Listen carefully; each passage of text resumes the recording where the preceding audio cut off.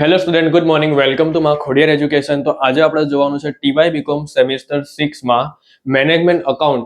એમાં આપણે પહેલા બે ભાગ મૂકેલા છે. પહેલા ભાગમાં આપણે રોકડ અંદાજપત્રનો નમૂનો જોયો હતો. બીજા ભાગમાં આપણે એનો એક સમ જોયો હતો અને આજે આપણે સેકન્ડ નંબરનો સમ જોવાનો છે. અને આમાં શું નવું આવશે એ જોજો. આની પહેલાનો જે દાખલો કરેલો હતો ને એ 6 મહિનાનો હતો, જુલાઈથી ડિસેમ્બરનો. અને આ જે દાખલો છે ને એ તમારો 3 મહિનાનો છે, એપ્રિલથી જૂન સુધીનો. ચાલો જોઈએ. મોડર્ન કંપની એપ્રિલથી જૂન 2012ના સમયમાં. તમને ખબર પડી કે ભાઈ 3 મહિનાનો દાખલો છે તો તમારે સૌથી પહેલા હેડિંગ આપી દેવાનું કે એપ્રિલથી જૂન સુધીનું પૂરા થતા 3 માસનું રોકડ અંદાજપત્ર. વિગત એપ્રિલ, મે અને જૂન, જેટલા મહિનાનું આપેલું હોય એટલા મહિનાનું તમારે બનાવી દેવાનું. એટલું યાદ રાખો કે તમારો જે પહેલો મહિનો હશે, એટલે કે આમાં પહેલો મહિનો એપ્રિલ છે, તો એ મહિનાની તમને શરૂની રોકડ શિલક આપેલી હશે. કઈ રોકડ શિલક આપેલી હોય? શરૂની. તો ચેક કરીએ આખા દાખલામાં આપણે શરૂની રોકડ શિલક છે એપ્રિલ મહિનાની? તો હા છે, જો આ રહી. મેં તમને પહેલા જ વિડીયોમાં કીધેલું હતું કે આપેલી જ હોય. તો જો આ રહી કે તારીખ 1/4/12ના રોજ અંદાજેલી હાથ પર રોકડ શિલક કેટલી છે? 25,000. તો આપણે આ 25,000 અહીંયા લખી દઈએ. ચલો, તો અહીંયા આપણે લખી દઈએ, અહીંયા શરૂની રોકડ શિલક,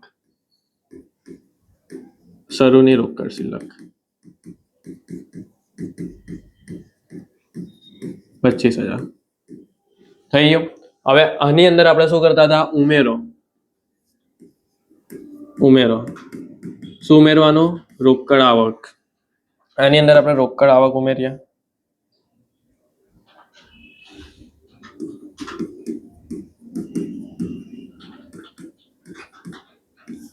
ચાલો, અને પછી અહીંયા આપણે શું લખતા હતા? બે ત્રણ લીટી છોડીને કુલ રોકડ આવક. શું લખવાનું? કુલ રોકડ આવક. અને એને આપણે નામ આપી દેવાનું એ. પછી અહીંયા લખવાનું બાદ રોકડ જાવક. થઈ ગયું. ચાલો, હવે જોઈએ જે પ્રમાણે હવાલા આવતા જાય છે એ પ્રમાણે આપણે કરતા જઈએ. ચાલો, અહીંયા તમને રકમમાં કીધેલું છે, વેચાણ આપેલું છે. ચલો બોલો, પહેલા શું નક્કી કરવાનું કે ભાઈ ઉપર આવે કે નીચે આવે, એટલે કે ઉમેરોમાં આવે કે બાદમાં આવે? તો વેચાણ આપણી પાસે પૈસા આવવાના છે એટલે આપણે પ્લસમાં આવશે રોકડ આવક. આપણે પ્લસની નિશાની કરીએ. ખરીદી ક્યાં આવશે? તો ખરીદી જાવકમાં આવે, પૈસા જાય છે. મજૂરી પણ માઇનસમાં, ઉત્પાદન ખર્ચ માઇનસમાં, ઓફિસ ખર્ચ માઇનસમાં અને વેચાણ ખર્ચ માઇનસમાં. એટલે માઇનસ કેમ? એટલે માઇનસ એટલે બાદ. અહીંયા જાવકમાં લખાશે, વેચાણ અહીંયા આવકમાં લખાશે. બરાબર? ચાલો જોઈએ આગળ. તો અહીંયા તમને જે મહિના આપેલા છે ફેબ્રુઆરીથી લઈને ઓગસ્ટ સુધીના આપેલા છે. આપણે પહેલો હવાલો વાંચીએ. ઉધાર વેચાણના 50% વેચાણ પછીના મહિને, બાકીના 50% વેચાણના બીજે મહિને વસૂલ થાય છે. જો આ મેં તમને નહીં કીધેલું હતું શું કે તમને મહિના આપેલા હોય અલગ અલગ, કે ભાઈ આટલા ટકા આટલા મહિનામાં, આટલા ટકા આટલા મહિનામાં, તો એ છે. અને અહીંયા એક વસ્તુ નવો પોઈન્ટ આઈએમપી એ છે કે અહીંયા છે ને આ જે વેચાણ આપેલું છે ને, આ જે વેચાણ એ પૂરેપૂરું ઉધાર વેચાણ છે. શું છે? ઉધાર વેચાણ. કેવી રીતે મને ખબર પડી કે આ ઉધાર વેચાણ છે? તો જો અહીંયા ડાયરેક્ટ તમને કે ઉધાર વેચાણના 50%. એનો મતલબ એમ કે અહીંયા જે વેચાણ છે એની અંદર કોઈ જાતનું રોકડ વેચાણ નથી, પૂરેપૂરું ઉધાર વેચાણ જ છે. ખબર પડી? પૂરેપૂરું. નહીં તો અહીંયા રોકડ હતા ને તો કહેતા કે 20% રોકડ, 10% રોકડ કે આટલા ટકા રોકડ, પણ અહીંયા એવું કંઈ નથી. એટલે આ વેચાણ તમારે કયું સમજવાનું? ઉધાર વેચાણ. ને ઉધાર વેચાણનું બીજું નામ ઉઘરાણી થાય. શું થાય? ઉઘરાણી. અને અહીંયા આપણે ક્યાં લખીએ છીએ? રોકડ આવકમાં લખી દઈએ છીએ. ચલો, તો અહીંયા આપણે પહેલા લખીએ ઉધાર વેચાણ. શું લખીએ અહીંયા? ઉધાર વેચાણ. આ તમને ઉધાર વેચાણ આપેલું છે, લખ્યું. હવે આની ગણતરી કેવી રીતે કરશું? ચાલો જોઈએ. સૌથી પહેલા અહીંયા આપણે લખીએ ઉધાર વેચાણ ગણતરીમાં.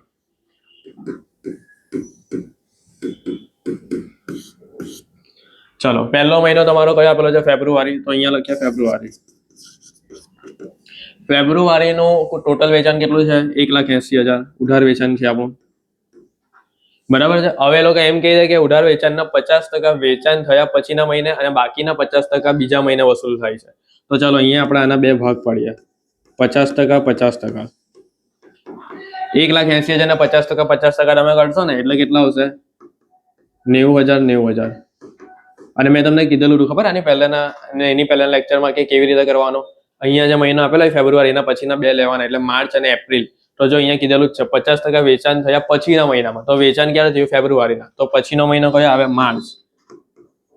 તો આવી ગયો ફેબ્રુઆરી પછી માર્ચ. અને બાકીના 50% બીજે મહિને, એટલે આ પહેલો મહિનો થયો, આના પછીનો પહેલો મહિનો, અને બીજો મહિનો કયો? તો એપ્રિલ. તો અહીંયા એપ્રિલ. અને જો તમારે આ વાક્ય નહીં સમજવું હોય ને તો સિમ્પલ રીતે મેં તમને કીધું ને એ પ્રમાણે કરી લેવાનું. શું કે 50% કર્યા આના પછીના સલંગ 2 માસ. જો એમ કહેતા ને કે 50%, 40% ને 10%, તો આપણે શું કરતા? માર્ચ, એપ્રિલ ને મે, એવી રીતે. બરાબર, ખબર પડી? બહુ ઈઝી છે. ચાલો, તો ફેબ્રુઆરીનો પોઈન્ટ પતી ગયો. હવે આવી રીતે આપણે છે ને છેક છેલ્લે જૂન, અહીંયા તમને જૂન સુધીનું પૂછેલું છે, એટલે આપણે ગણતરી કયા મહિના સુધી કરશું? આપણે ગણતરી છે ને મે મહિના સુધી આપણે ગણતરી કરીશું. મે મહિના સુધી. બરાબર, ચાલો ચાલુ કરીએ. ફેબ્રુઆરીનું થઈ ગયું, તો હવે અહીંયા માર્ચનું ચાલુ કરીએ. ચલો, માર્ચમાં કેટલી રકમ છે? 1,92,000. તો અહીંયા પહેલા 1,92,000 લખી દઈએ. 1,92,000 ને આપણે 50% કરીએ. કેલ્સી લઈ લઈએ. હાફ કેટલા થાય છે જોઈએ. 1,92,000 ગુણ્યા 50%, 96,000. ચલો, માર્ચ પછીનો કયો મહિનો આવે? અહીંયા આ એપ્રિલમાં જશે, ના કેમાં જશે? મે માં જશે. ચલો, માર્ચનું થઈ ગયું, પછી એપ્રિલનું લઈ લઈએ. એપ્રિલનું ટોટલ વેચાણ કેટલું છે? 1,08,000. 1,08,000 ને આપણે 50% કરીએ તો કેટલા આવશે? આના 54,000 આવશે લગભગ. 1,08,000 ભાગ્યા 2 એટલે 54,000. હવે શું કરવાનું છે? એપ્રિલ પછીના 2 માસ લઈ લેવાના, એટલે કયા આવે? મે અને જૂન. એપ્રિલ પછી મે અને જૂન આવે ને. ચાલો, હવે કયો માસ લેવાનો? મે મહિનામાં આવ્યો, તો અહીંયા આપણે લખી દઈએ મે મહિનો. મે મહિનામાં કેટલું છે ટોટલ વેચાણ? 1,74,000. તો અહીંયા લખી દઈએ 1,74,000. ચાલો, એને આપણે 50% કરીએ. 50%. હવે શું કરવાનું? 1,74,000 ગુણ્યા 50%, એટલે 87,000. અને અહીંયા શું આવશે? જૂન. ને અહીંયા શું આવશે? જુલાઈ. થઈ ગયું. હવે અડધાને એવો પ્રશ્ન થાય કે આ જૂનના નહીં આપણે ગણતરી કરવાની? ના, જૂનના કેમ કરવાના? કારણ કે જૂનના આપણે 50% કરો તો કયો મહિના આવે? જુલાઈ ને ઓગસ્ટ. પણ અહીંયા આપણે જરૂર જ નથી. આપણે તો શું કીધેલું જે લોકોએ કે એપ્રિલ થી જૂનનું જ, એટલે આ જે મહિના જે ગણતરીમાં આવતા હોય ને, આપણે એ જ લેવાના ખાલી. ચાલો, હવે આવી કોઈ પણ ગણતરી તમે કરો ને ભાગ પાડવા વાળી, બરાબર, કે 3 ભાગ પડે, 2 ભાગ પડે, એવું કંઈ પણ કરો ને કે 1/2, 1/2, 1/4, 3/4, તો આની નીચે છે ને તમારે લખવાનું કુલ જે આ ગણતરી કરી, આ શું કેની ગણતરી કરી છે આપણે? ઉધાર વેચાણની કરીએ છીએ, તો નીચે લખવાનું કુલ ઉધાર વેચાણ. શું લખવાનું? કુલ ઉધાર વેચાણ. એટલે આપણે ખબર પડે કે ટોટલ રકમ કેટલી લખવાની છે આપણે. તો ચાલો, મેં અહીંયા ગણતરી કરું છું કુલ ઉધાર વેચાણ.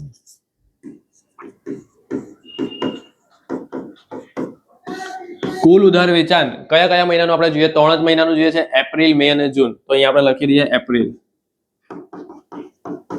પછી લખીએ મે, અને પછી લખીએ જૂન. હવે આ મેં તમને જોતા શીખવાડેલું છે કે કેવી રીતે જોવાનું. ચલો, એપ્રિલ છે, તો એપ્રિલ ક્યાં આવે છે? જે 2 ભાગ પાડે ને એમાં જોવાનું કે નીચેની સાઈડ એપ્રિલ ક્યાં છે. તો જોઈએ કે અહીંયા એપ્રિલ છે. જો, તો આ એક એપ્રિલ છે, અને જો અહીંયા પણ એક એપ્રિલ છે. તો આપણે શું કરીએ? આ બંનેનો સરવાળો કરી નાખીએ કે 90,000 વત્તા 96,000. 90,000 વત્તા 96,000 એટલે પહેલો તમારો આવશે 1,86,000. તો અહીંયા હું લખી દઉં છું 90,000 વત્તા 96,000 એટલે કેટલા એવા? 1,86,000. એવી રીતે મેનો, તો મે ક્યાં છે? નીચે મે. તો જો કે અહીંયા મે છે, 96,000 પર મે છે, અહીંયા 54,000 પર મે છે.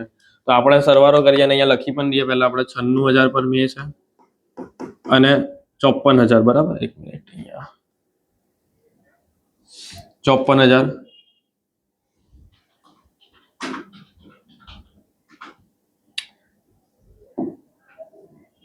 ચાલો, તો અહીંયા 96,000 ને 54,000 લખી દઈએ. 96,000 વત્તા 54,000 એટલે 1,50,000. એવી રીતે જૂન. તો જૂન ક્યાં ક્યાં છે? જો મેં ઉપરના મહિના નથી જોતો, હું નીચેના મહિના જોઉં છું. નીચેના મહિના જોઈને કરવાનો છે જૂન. તો જૂન 54,000 પણ જૂન છે, અને જો અહીંયા એક 87,000 પર પણ જૂન છે. તો અહીંયા લખી દઈએ આપણે 54,000 ને 87,000. ચાલો, બંનેનો સરવાળો કરો. 54,000 વત્તા 87,000 એટલે આવશે 1,41,000. આવી ગયું. 1,86,000, 1,50,000, 1,41,000. ચાલો, તો ઉપર લખી દઈએ આપણે 1,86,000. પછી કેટલા હતા? 1,41,000. અને પછી છેલ્લે કેટલા હતા? 1,50,000 હતા. બરાબર, હા, 1,50 ને 1,41. અહીંયા હતા 1,50. બરાબર, 1,50,000 અને અહીંયા લખી દઈએ 1,41,000. થઈ ગયો. આટલો ઈઝી હતું ઉધાર વેચાણની ગણતરી. ચલો, એટલે પહેલો હવાલો આપણો પૂરો થઈ ગયો. હવે બીજા હવાલામાં શું કહે છે જોઈએ. બીજા હવાલામાં એવું જો અહીંયા એક આપણો બાકી છે પાછળ અહીંયા વાંચીએ આ બાકી ને જો લેન્ડરોને ખરીદીના પછીના મહિનામાં ચૂકવાય છે. આ પણ મેં તમને કીધેલું હતું ખરીદીના પછીના મહિનામાં એટલે શું કહેવાય આને કે જે 1 મહિનાની મુદત બની શું એટલે 1 મહિનાની મુદત જાન્યુઆરીના ફેબ્રુઆરીના માર્ચના એપ્રિલમાં એપ્રિલના મેમાં જૂનના જુલાઈમાં એને કહેવાય 1 માસની મુદત. ખરીદી કહે છે ખરીદી એટલે આપણે અહીંયા ખરીદી કા લખતા હતા જાવકમાં લખતા હતા. ચાલો તો અહીંયા આપણે લખી દઈએ ખરીદી.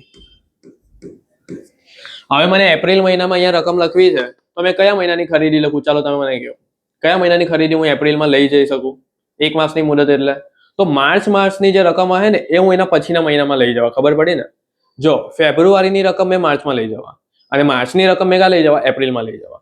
તો ચાલો માર્ચમાં જો ખબર પડી મેં તમને શું કીધું હતું આ ફેબ્રુઆરીની રકમ ખરીદીની 1,24,800 છે તો એ માર્ચમાં જશે પણ અહીંયા માર્ચ તો આપણે બનાવવાનું નથી. માર્ચની રકમ 1,44,000 જો આ માર્ચની રકમ 1,44,000 આપણે ક્યાં લઈ જશું એપ્રિલમાં લઈ જશું. ચાલો તો અહીંયા મેં લખી દઉં 1,44,000 થઈ ગયું. હવે એપ્રિલની રકમ મેં મેમાં લઈ જવા ચાલો તો એપ્રિલની રકમ જો આ 2,43,000 છે ને એ મેં મેમાં લઈ જવા તો અહીંયા હું લખી દઉં 2,43,000. હવે મેની રકમ કેટલી છે આ 2,46,000 છે તો એ મેં ક્યાં લઈ જવા અહીંયા જૂનમાં લઈ જવા તો મેં અહીંયા જૂનમાં લખી દઉં 2,46,000. કમ્પ્લીટ થઈ ગયું એકદમ બરાબર છે પરફેક્ટ થઈ ગયું છે. ચાલો તો અહીંયા આપણો ક વાળો હવાલો પૂરો થઈ ગયો બરાબર છે બ થઈ ગયો ક થઈ ગયો હવે ડ. હવે આ જોજો આ પોઈન્ટ મેં તમને આ પોઈન્ટ તમારા માટે કદાચ નવો હશે 1/2 આની પહેલાના દાખલામાં લગભગ આવી ગયો છે આપણને. ઉત્પાદનનો ખર્ચ ચૂકવવાનો ગાળો કેટલો છે 1/2 મહિના એટલે 1/2 બરાબર છે.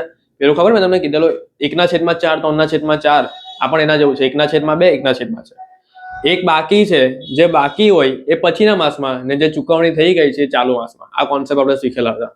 ચાલો તો અહીંયા એ જ જોઈએ આપણે ઉત્પાદન ખર્ચ ચૂકવવાનો ગાળો તો પહેલા આપણે અહીંયા લખી દઈએ જાવકમાં ઉત્પાદન ખર્ચ. ચાલો હવે અહીંયા આપણે એની ગણતરી કરીશું તો અહીંયા હેડિંગ મારી દઈએ ઉત્પાદન ખર્ચ અને એનો જે સમયગાળો છે એ પણ લખી દઈએ 1/2 માસ. ચલો હવે શું કરીએ કયા માસથી ચાલુ થશે બોલો કયા માસથી ચાલુ થાય આપણે એપ્રિલ મહિનાથી દાખલો ગણીએ છે એપ્રિલથી જૂનનો એટલે આપણે માર્ચ મહિનાથી ચાલુ કરીએ માર્ચ મહિનાથી બરાબર છે. ચલો અહીંયા લખીએ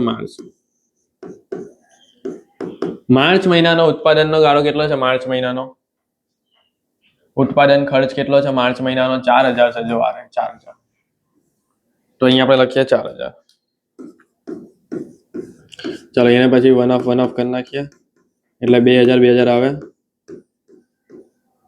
જો આ જે 2,000 છે ને એ બાકી છે એટલે કયા માસમાં આવે પછીના માસમાં આવે તો માર્ચ પછી જો હવે જેને આ પોઈન્ટ નહીં ખબર હોય ને કે બાકી શું ને ચૂકવણી શું તો એ મારો પહેલો વિડીયો જોઈ બીજો વિડીયો જોઈ પછી તમને આ ખબર પડશે બરાબર કોન્સેપ્ટ મેં શીખવાડેલા છે. ચલો તો આ બાકી છે વન ઓફ એટલે એક સાઈડનું બાકી હોય બાકી છે એટલે પછીના માસમાં એટલે માર્ચ પછી શું આવે એપ્રિલ અને આ ચૂકવણી થઈ ગઈ છે ક્યારે ચૂકવણી થઈ તો ભાઈ ચાલુ માસમાં જ થઈ ગઈ એટલે આ માર્ચમાં જ ચૂકવણી થઈ ગઈ તો અહીંયા માર્ચ આવી રીતે આવે. ચલો પછી એપ્રિલ તો એપ્રિલનો ઉત્પાદન ખર્ચ કેટલો છે એપ્રિલનો ઉત્પાદન ખર્ચ આપણે જોઈએ તો આ એપ્રિલ મહિનાનો ઉત્પાદન ખર્ચ 3,000 છે તો અહીંયા આપણે લખી દઈએ 3,000. ચલો તો આપણે વન ઓફ કરીએ 1,500 આવશે. ચલો આ જે એપ્રિલ છે 1,500 કેવા છે બાકી છે એટલે કયા માસમાં આવે પછીના માસમાં તો અહીંયા લખી દઈએ એપ્રિલ પછી મે અને અહીંયા લખી દઈએ એપ્રિલ જ આવશે અહીંયા ચૂકવણી થઈ ગઈ છે એટલે ચાલુ માસમાં. જો આ કઈ પેલું નથી ઉધાર વેચાણ જેવું 50% આ ઉધાર વેચાણનો પોઈન્ટ આખો અલગ છે ને આ 1/2 વાળો કોન્સેપ્ટ આખો અલગ છે બરાબર એટલે મિક્સ નહીં કરતા કે અહીંયા ફેબ્રુઆરી છે તો માર્ચ એપ્રિલ એવી રીતે અહીંયા આ છે તો આ એવું નથી આ આખું અલગ છે. ચલો માર્ચ ને એપ્રિલ નો પોઈન્ટ પછી તો હવે કયો આવ્યો મે અહીંયા આપણે લખીએ મે મહિનામાં ઉત્પાદન ખર્ચ કેટલો છે તો 3,000 જ કેટલો છે મે મહિનામાં છે 4,500 જો આ મે મહિનામાં 4,500 છે તો અહીંયા લખીએ 4,500 વન ઓફ. ચલો 45 ને આપણે હાફ કરીએ અડધા કેટલા થાય છે 22,50 બોલો આ બાકી છે એટલે કયા માસમાં આવશે પછીના માસમાં આવશે એટલે મે પછી અહીંયા જૂન ને આ મે નું મે માં જ આવશે થઈ ગયું. હવે જૂન માસ જો હવે એમ પ્રશ્ન કે સર જૂનનું કરવાનું, તો હા જૂનનું કરવાનું. કેમ? કારણ કે એ જે મહિનામાં આ કોષ્ટકના મહિના આવે ને, જે ગણતરીમાં આ કોષ્ટકના મહિના આવે એ ગણતરી તમારે કરવાની. બરાબર છે? જો આ 3 મહિનામાં છે ને આ કોષ્ટકના મહિના આવે છે, આ 3 ગણતરીમાં. બરાબર છે? ચલો તો હવે અહીંયા આપણે જૂનનું બી કરીએ સાઈડ પર. તો જૂનનો ઉત્પાદન ખર્ચ કેટલો છે આપણો? જૂનનો ઉત્પાદન ખર્ચ છે 5000 છે. કેટલો છે? જો આ રહ્યો, આ જૂન ને આ છેલ્લે અહીંયા 5000. તો અહીંયા લખીએ 5000. 2 ભાગ પાડી અને 1/2 કરશું એટલે 2500 જ આવશે ને. ચલો આ જૂન છે, બરાબર છે? 1/2 એટલે 2500 આવ્યા. બાકી છે એટલે પછીના માસમાં, એટલે અહીંયા શું આવશે? જુલાઈ. અને આ ચૂકવણી થઈ ગઈ એટલે ચાલુ માસમાં જ, એટલે જૂનનું જૂનમાં જ આવશે. થઈ ગયું? હવે આનાથી આગળ નહીં થાય. જુલાઈનું કરવાનું નહીં જતા. જુલાઈનું તમે કરશો ને તો કઈ કામ જ નથી. આપણે એ મહિના આવવાના જ નહીં. જુલાઈનું તમે કરશો તો કયા મહિના આવશે? એક ઓગસ્ટ આવશે ને એક જુલાઈ આવશે. ને ઓગસ્ટ ને જુલાઈ તો અહીંયા કામ જ નથી. એટલે આપણે આટલા જ મહિના કામ હતા. હવે મેં તમને કીધું ને કે આવી રીતે તમે કોઈ પણ ગણતરી કરો ને 2 ભાગલાવાળી, તો તમારે છે ને છેલ્લે કુલ લખવાનું. શું લખવાનું? કુલ. તો અહીંયા શું આવશે? કુલ ઉત્પાદન ખર્ચ આવશે. તો અહીંયા આપણે હવે શોધીએ કુલ ઉત્પાદન ખર્ચ. ચલો કુલ ઉત્પાદન ખર્ચ આપણે શોધવાનો છે. તો કયા કયા મહિનાનો આપણે શોધવાનો છે? તો એપ્રિલ થી જૂનનો શોધવાનો છે. તો અહીંયા લખી દઈએ એપ્રિલ, મે અને જૂન. ચલો ક્યાં ક્યાં એપ્રિલ છે બોલો? હવે તમને આવડતું જ હશે. તો જો અહીંયા 2000 પર એપ્રિલ છે અને અહીંયા 1500 પર એપ્રિલ છે.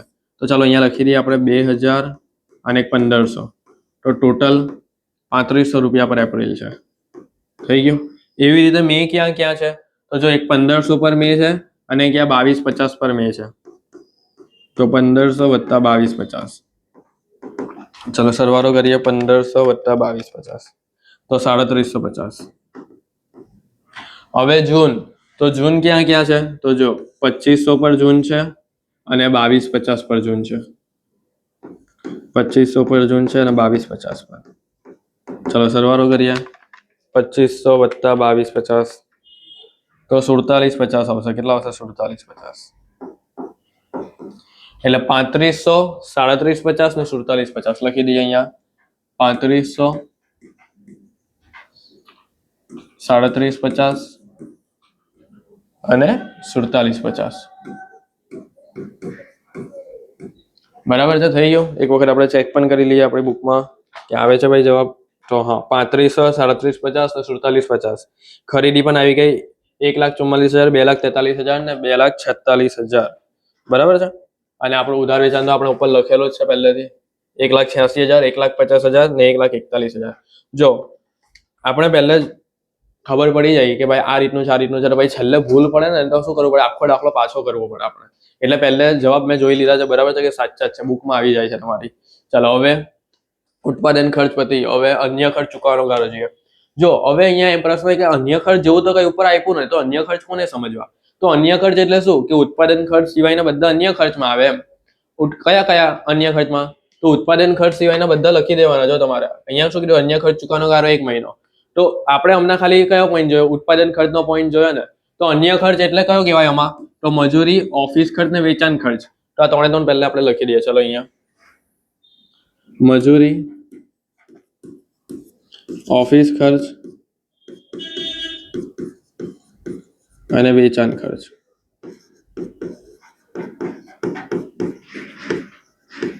હવે એનો સમયગાળો શું આવેલો છે? એ લોકોએ 1 મહિનો. 1 મહિનો એટલે તમને ખબર જ છે ને, 1 માસની મુદત. જેવી રીતે તમને આપણે આ નહીં કરેલું હતું ખરીદીનું કે ભાઈ આ મહિનાની ખરીદી આ મહિનામાં ગઈ, આ ખરીદીમાં ગઈ મહિનામાં ગઈ, એવી રીતે. ચાલો આપણે મજૂરી જોઈએ. તો મને એપ્રિલનું લખવું હોય તો મેં કયા મહિનાની લખું? માર્ચ મહિનાની લખું ને. તો માર્ચની એપ્રિલમાં જાય એમ. તો 14,000 આપણે એપ્રિલમાં લઈ જઈએ. ચાલો પછી એપ્રિલની મજૂરી 11,000 છે, એ આપણે ક્યાં લઈ જશું? મેમાં. તો 11,000 અહીંયા લઈ જઈએ. અને મેની જ્યાં 12,000 છે, આપણે ક્યાં લઈ જશું? અહીંયા જૂનમાં. તો જૂનમાં લખી દઈએ 12,000. થઈ ગયું? સિમ્પલ છે એકદમ. ચાલો એવી રીતે આપણે કયો ખર્ચ લઈએ? ઓફિસ ખર્ચ. ઓફિસ ખર્ચમાં પણ સેમ એવું જ આવશે. ચાલો માર્ચનો ઓફિસ ખર્ચ 1000 છે, એ આપણે ક્યાં લઈ જશું? એપ્રિલમાં લઈ જશું. તો અહીંયા આપણે લખી દઈએ 1000. પછી આપણે આ 1500 ક્યાં લઈ જશું? મેમાં લઈ જશું એપ્રિલના. પછી આ મેના 2000 કા લઈ જશું તો જૂનમાં લઈ જશું તો અહીંયા લખી દઈએ 2000 થઈ ગયું એકદમ ઇઝી રીતે. ચાલો પછી મજૂરી પતી ગઈ, ઓફિસ ખર્ચ પતી ગયો, ઉત્પાદન ખર્ચ પતી ગયો. પછી શું આવ્યું? વેચાણ ખર્ચા. ચલો વેચાણ ખર્ચામાં જોઈએ શું કહે છે. વેચાણ ખર્ચા પણ સેમ ટુ સેમ એવું જ કહે છે. તો ચલો આ 4000 આપણે માર્ચ ને એપ્રિલમાં લઈ જઈએ તો આપણે અહીંયા લખી દઈએ 4000. પછી મે માં લખવા હોય તો એપ્રિલના 2000 છે એ આપણે મે માં જવા દેશું. પછી આ જૂનના લખવા હોય તો આ 5000 જે છે મેના એ આપણે જૂનમાં લઈ જશું 5000. થઈ ગયું. એટલે બધા હવાલા આપણા પૂરા થઈ ગયા, બધું પૂરું કમ્પ્લીટ એકદમ દાખલો. ચાલો હવે આપણે આનો સરવાળો કરીએ. ખબર પડી આમાં કઈ નવું નહીં હતું બરાબર. આની પહેલા આપણે ખબર પેલો મોટો દાખલો કરેલો ને એટલે મેં આ શોર્ટ લીધો છે જરાક. ચાલો સરવાળો કરીએ. 25000 વત્તા 1,86,000 એટલે અહીંયા આવશે ટોટલ રોકડ આવક 2,11,000. ચાલો જાવકનો સરવાળો કરો, જાવકનો. અને અહીંયા આપણે લખીએ જો કુલ રોકડ જાવક લખવી પડશે ને.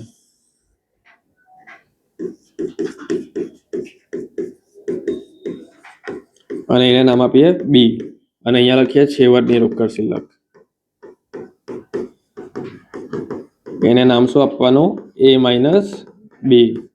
ચલો કુલ જાવક કરીએ આપણે. અહીંયાનો આટલાનો સરવાળો કરીએ. 1,44,000 વત્તા 3500 વત્તા 14,000 વત્તા 1000 વત્તા 4,000. તો આપણો સરવાળો આવ્યો 1,66,500. પરફેક્ટ છે. ચલો હવે એ માઇનસ બી એટલે 2,11,000 માઇનસ 1,66,500. તો છેવટની રોકડ શિલ્લક આવી ગઈ 44,500. આવી ગયો તમારો જવાબ ચોપડીમાં. બરાબર છે. હવે આ 44,500 એપ્રિલ મહિનાની આખરની કહેવાય તો કયા મહિનાની શરૂની કહેવાય? તો આના પછીનો મહિનો મે છે એટલે આ 44,500 આપણે અહીંયા લખી દઈશું. ચલો હવે આનો સરવાળો કરીએ તો 44,500 વત્તા 1,50,000 એટલે કેટલા આવ્યા? 1,94,500 આવ્યા ટોટલ. તો અહીંયા લખી દઈએ. ચાલો પછી આનો સરવાળો કરીએ. 2,43,000 વત્તા 37,50 વત્તા 11,000 વત્તા 1,500 વત્તા 2,000 એટલે અહીંયા આવ્યા 2,61,250. હવે એ માઇનસ બી કરીએ તો 1,94,500 માઇનસ 2,61,250. હવે તમને એવું થાય કે સર આ બીઓડી આવેલી કહેવાય? તો હા, મેં તમને આની પહેલાના લેક્ચરમાં કીધેલું કે માઇનસમાં રકમ કહેવાય તો એને બીઓડી કહેવાય. શું કે બેંક ઓવરડ્રાફ્ટ. તો માઇનસમાં આવ્યા આપણા 66,750. અહીંયા મેં તમને દર્શાવવાનું બી કીધેલું, આવી રીતે દર્શાવવાનું. ચાલો હવે આ 66,750 અહીંયા ઉપર લઈ જઈએ. માઇનસમાં જ છે, એને બેંક ઓવરડ્રાફ્ટ કહેવાય. શું કહેવાય? Bank overdraft. ચાલો 66,750 માઇનસમાં પ્લસ 1,41,000 તો 74,250. ચલો આટલાનો સરવાળો કરો. 2,46,000 વત્તા 47,50 વત્તા 12,000 વત્તા 2,000 વત્તા 5,000 તો 2,69,750. એ માઇનસ બી કરીએ. 74,250 માઇનસ 2,69,750 તો તમારો જવાબ આવી ગયો 1,95,550. એકદમ રાઈટ છે. 1,95,500 માઇનસમાં આવશે. અને આ જવાબ કેમાં છે? માઇનસમાં. એટલે અહીંયા બી આપણે દર્શાવી દઈએ. શું દર્શાવાય? BOD, bank overdraft. તો થઈ ગયો આપણો દાખલો. મેં તમને આખો દાખલો કરાવી દીધો બરાબર. જો હવે તમને કઈ વાર નહીં લાગે, કોન્સેપ્ટ બધા ક્લિયર થઈ જવા જોઈએ બરાબર. એના માટે મારા પહેલા 2 વિડીયો જોઈ તો અહીંયા તમે જો આખું લખી દો તમારી બુકમાં બરાબર છે. આપણે આખો એક દાખલો કરાવી દીધો. આ રકમ છે ને આ દાખલો છે બરાબર છે. તો આવા તમને બીજા દાખલા જોઈતા હોય, થિયરી સબ્જેક્ટનું આઈએમપી જોઈતું હોય, મટીરિયલ જોઈતું હોય તો મારો અહીંયા નંબર પણ આપું છું મેં 7433 858780.